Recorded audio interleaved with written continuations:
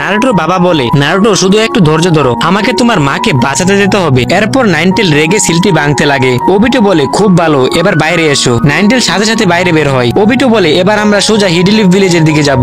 নারুটোর মা বলে, দাঁড়াও। ওবিটো বলে, তোমরা উজুমাকিরা সত্যি অসাধারণ। টেল বিস্ট বের হয়ে যাওয়ার পরেও বেঁচে আছো। তুমি নাইনটেলের জিঞ্জুরিকে ছিলে, তাই আমি তোমাকে ওর হাতি শেষ করাবো। সাথে সাথে নাইনটেল আক্রমণ করে। তখনই মিনাটো এসে নারুটোর মাকে বাঁচিয়ে নেয়। ওবিটো বলে, তুমি সত্যি তোমার নিকনেমের মতোই দ্রুত, কিন্তু তুমি অনেক দেরি করে ফেলেছো। নারুটোর মা বলে, মিনাটো, নারুটো ঠিক আছে তো? মিনাটো বলে, হ্যাঁ ঠিক আছে, ও একটি সুরক্ষিত জায়গায় আছে। নারুটোর মা বলে, শান্তি পেলাম। মিনাটো, তোমাকে ওই লোকটাকে আর নাইনটেলকে আটকাতে হবে, ওরা হিডিলিফ ভিলেজের দিকে যাচ্ছে। এই শুনে মিনাটো নারুটোর মাকে নিয়ে সেখান থেকে চলে যায়। ওবিটো বলে, আবার পালিয়ে গেল। এরপর ওবিটো নাইনটেলকে নিয়ে হিডিলিফ ভিলেজের দিকে এগোতে থাকে। এদিকে নারুটোর বাবা নারুটোর মাকে নিয়ে নারুটোর কাছে রাখে। নারুটোর মা কান্না করে জড়িয়ে ধরে। মিনাটো রেগে তৈরি হতে থাকে। মিনাটো বলে, আমি কিছুক্ষণের মধ্যেই ফিরে আসবো। এরপর দেখি হিডিলিফ ভিলেজের সবাই খুব আনন্দে ছিল।